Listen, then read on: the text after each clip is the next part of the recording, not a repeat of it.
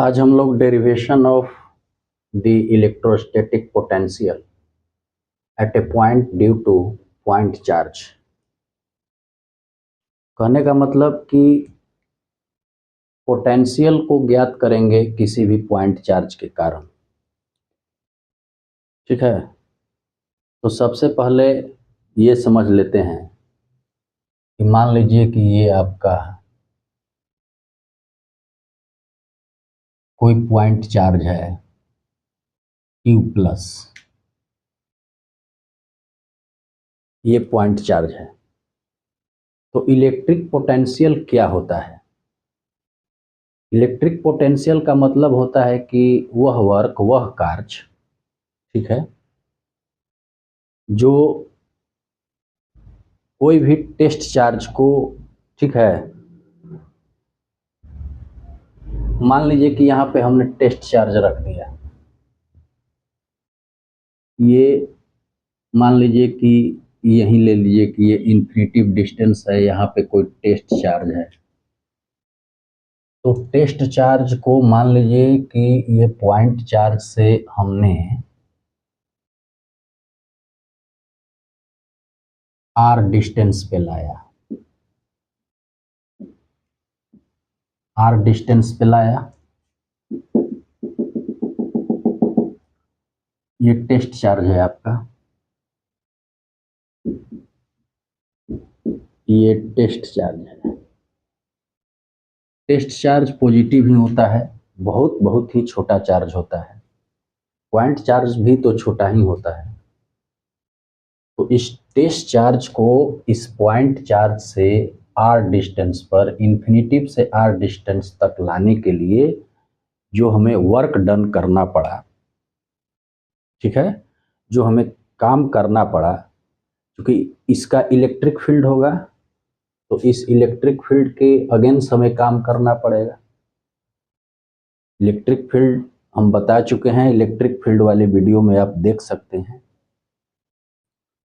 तो ये इन्फिनिटिव से यानी कि अनंत से किसी इलेक्ट्रिक फील्ड के भीतर एक निश्चित बिंदु तक लाने में जो कार्य करना पड़ता है वो पोटेंशियल डिफरेंस होता है। एक निश्चित डिस्टेंस आर है, तो आर लाने में, आर डिस्टेंस तक लाने में, इन्फिनिटिव से आर डिस्टेंस लाने में जो हमें कार्य करना पड़ेगा वो पोटेंशियल डिफरेंस हो जाएगा। तो ठीक है, ये भी तो टेस्ट चार्ज होता है, टेस्ट चार्ज को पॉजिटिव लेते हैं तो ये क्या करेगा, ये भी पॉजिटिव चार्ज है, ये भी पॉजिटिव चार्ज है, तो ये इसको इधर नहीं आने देगा, इसको ये इधर नहीं आने देगा। इधर लाने के लिए इसके विरुद्ध हमें कार्य करना पड़ेगा, चाहे वो कार्य जो कोई भी करे, है। तो इसके हम लोग डेरिवेशन पर विचार करेंगे। अब देखिए,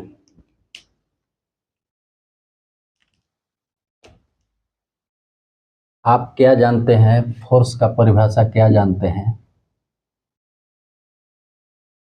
ये फोर्स कर रहे हैं, वर्क की परिभाषा क्या जानते हैं? F S cos theta. मैं केवल मैग्नीट्यूड की बात कर रहा हूं।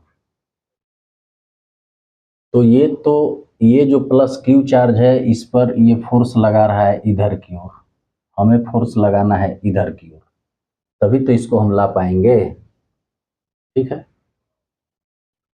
तो मान लीजिए कि कल्पना कीजिए कि एक छोटा सा इसको हम ये dx डिस्टेंस तक लाते हैं, इसको यहां तक लाते हैं ds डिस्टेंस तक। तो जब dx डिस्टेंस बहुत छोटा डिस्टेंस होता है, तो dx डिस्टेंस तक ला रहे हैं, तो जो वर्क डन होगा वो भी क्या होगा, छोटा होगा, ठीक है। तो वो भी वर्क डन dw हो जाएगा, ठीक है। अब F फोर्स लग रहा है, फोर्स यहाँ कौन सा लग रहा है, कूलम वाला फोर्स लग रहा है, ठीक है। S की बात करें तो S क्या है, dx cos 180 डिग्री। क्यों दिया, इसलिए दिया कि देखिए इसका ये फोर्स लगा रहा है इधर, ठीक है, इसके विरुद्ध हमको ये डिस्प्लेसमेंट इधर करना है, तो यहाँ जो एंगल बनेगा वो क्या बनेगा, 180 डिग्री, 180 डिग्री बनेगा, इसलिए cos 180। अब इसका मान देंगे तो क्या होगा, f dx, और cos 180 का मान 1, यानी कि -f dx। ये बहुत छोटा सा वर्क डन हुआ, ठीक है। अब कूलम्ब लॉ की विचार करेंगे। अब कूलम्ब लॉ आपका क्या कहता है, कूलम्ब लॉ कहता है COLUMB। कूलम्ब्स लॉ का प्रयोग करेंगे। कूलम्ब्स लॉ का प्रयोग करेंगे तो कहने का मतलब है कि मान लीजिए कि इसको हमने x डिस्टेंस तक लाया, क्या लाया, x डिस्टेंस पर है, लाया नहीं है, प्लस q और q नॉट जो टेस्ट चार्ज है उसके बीच का जो सेपरेशन है वो x है। तो जब x है तो इस पर अब हम कूलम्ब लॉ लगाएंगे, तो कूलम्ब लॉ लगाएंगे तो वो कूलम्ब लॉ क्या होगा, F इक्वल टू क्या लिख सकते हैं, थोड़ा सा इसको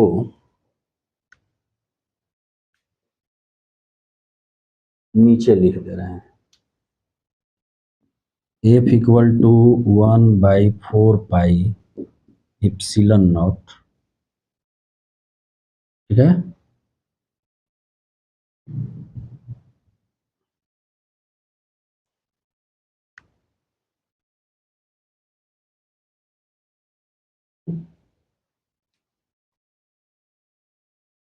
एप्सिलॉन नॉट क्यू नॉट और बीच का सेपरेशन जो है एक्स स्क्वायर, यही कूलम्ब लॉ होता है। ये आपका कूलम्ब लॉ हो गया।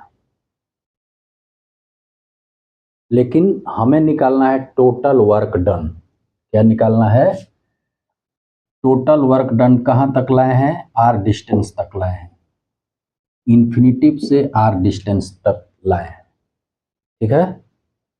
तो मान लीजिए कि अगर हम लिखें कि टोटल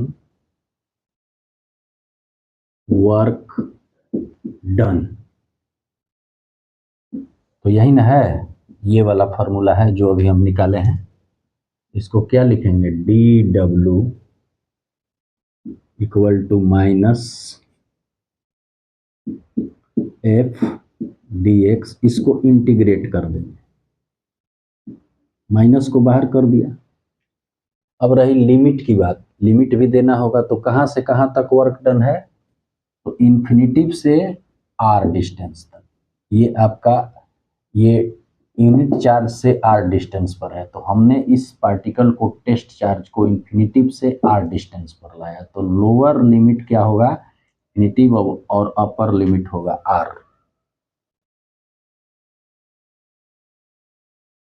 तो इंटीग्रेशन में डी डब्ल्यू का इंटीग्रेशन डब्ल्यू हो गया, टोटल वर्क डन हो गया।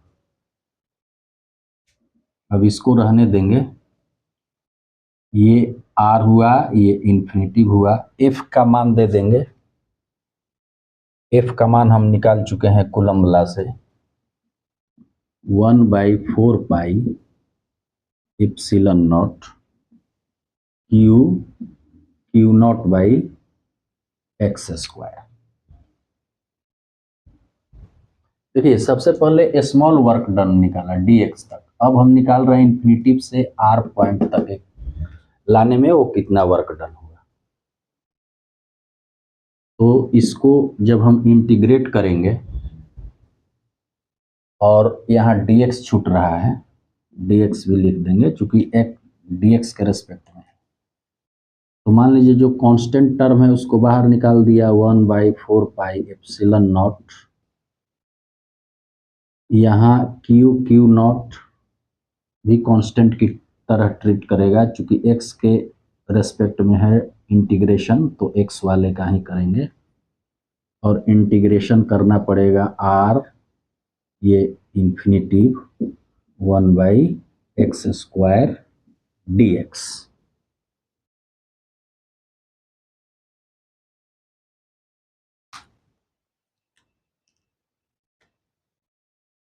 अब चलिए इसको यहां लिख देता हूं, work done equal to -1/4πε0 Q0।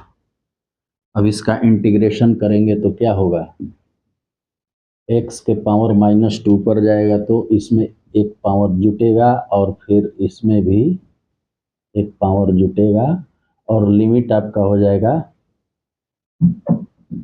Upper limit r है,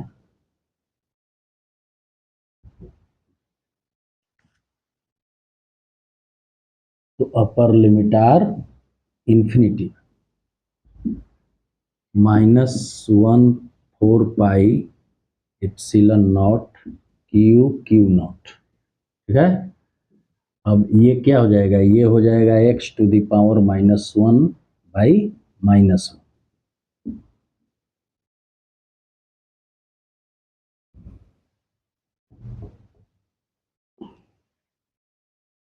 यहाँ r इंफिनिटी।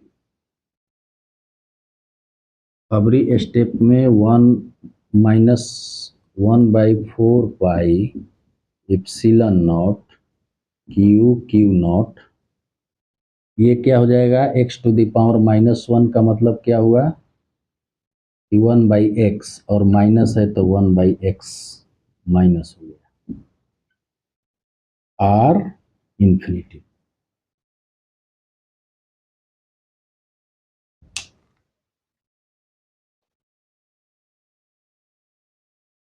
अब चलिए थोड़ा और हल कर देते हैं, 1/4πε0 Q0। अब लिमिट दे दीजिए, तो जब लिमिट देंगे तो माइनस r के जगह क्या देंगे, x के जगह एक बार क्या देंगे r, तो 1/r, फिर माइनस लगाएंगे और ये पहले से माइनस है तो 1/∞। अब किसी संख्या में इन्फिनेटिव से भाग दिया जाता है तो उसका मान 0 आता है, तो ये हो जाएगा -1/4πε0 Q0। ये सीधे आपका आ गया -1/4, ये पार्ट 0 हो गया, 1/∞ 0। ठीक है, देख रहे हैं कि स्क्रीन में कहाँ तक आ रहा है, चलिए आ रहा है, और भी इसको नीचे लिखा जा सकता है, इसको एक स्टेप और नीचे लिख दे रहे हैं,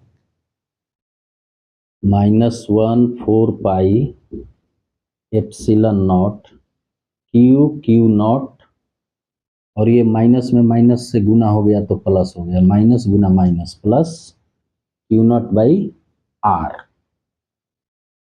अब बताइए, जो हमें ये वैल्यू मिली वो यहाँ मैं लिख देता हूँ,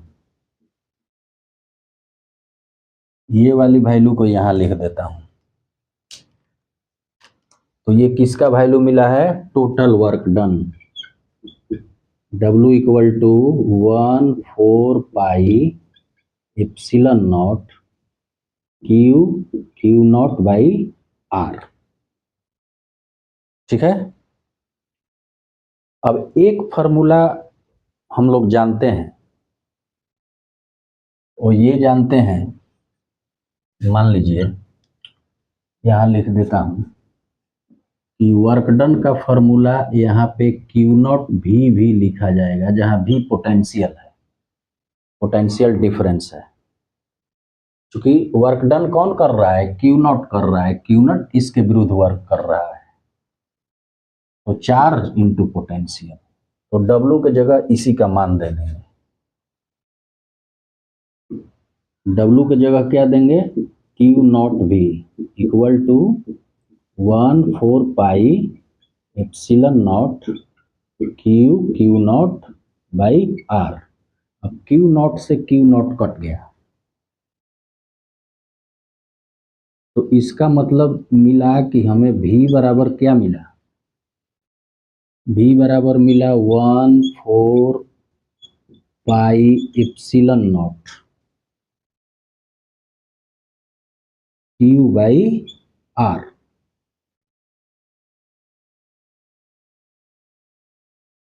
यही पोटेंशियल डिफरेंस का फॉर्मूला हुआ। तो जो पोटेंशियल डिफरेंस का फॉर्मूला हुआ वो क्या हुआ, v equal to 1/4 pi epsilon naught, ठीक है, क्यू बाई आर। ये फॉर्मूला हुआ derivation of electric potential at a point due to point charge. ये पॉइंट चार्ज के कारण एट ए पॉइंट मतलब क्यू नॉट आर डिस्टेंस पे, ठीक है। तो ये आता है और इसको हम आशा करते हैं कि हम लोग अच्छी तरह से समझ गए।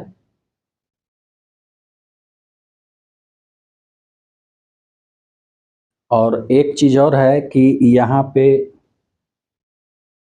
जो इप्सिलन नॉट की वैल्यू होती है उसको भी मैं कहीं लिख दे रहा हूँ। देखिए इप्सिलन नॉट की जो वैल्यू होती है वो 8 पॉइंट, ठीक है। इप्सिलन नॉट मतलब क्या है, परमिटिविटी है इसकी एयर या वैक्यूम, क्योंकि माध्यम होगा ना, ये किसी माध्यम में होगा, तो ये एप्सिलन नॉट है। तो 8.854 इंटू 10⁻⁻12,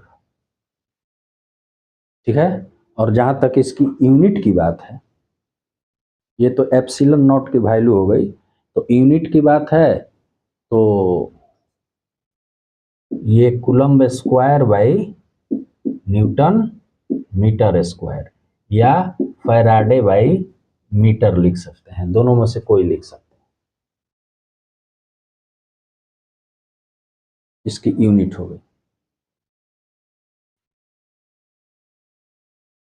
और इसकी वैल्यू इसको पूरा ले लेते हैं के, क्या ले लेते हैं के, जैसे लिखते हैं ना 1/4 पाई एप्सिलॉन नॉट, ये के है तो के का भी वैल्यू होता है, एप्सिलॉन नॉट की अलग वैल्यू हो गई, ठीक है। और के का वैल्यू 8.9, ठीक है, 88 इंटू 10⁻⁹ होता है, एक्यूरेट वैल्यू होता है। तो इसीलिए इसको 9.10⁻⁹ ले लिया जाता है।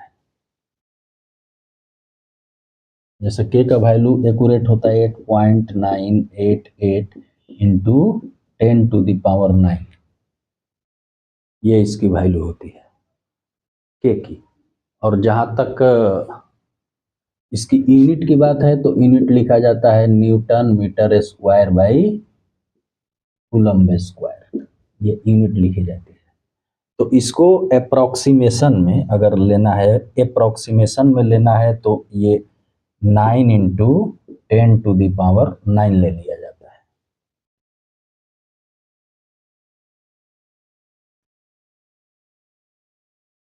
ठीक है, तो ऐसा करते हैं कि ये आप लोग समझ गए होंगे।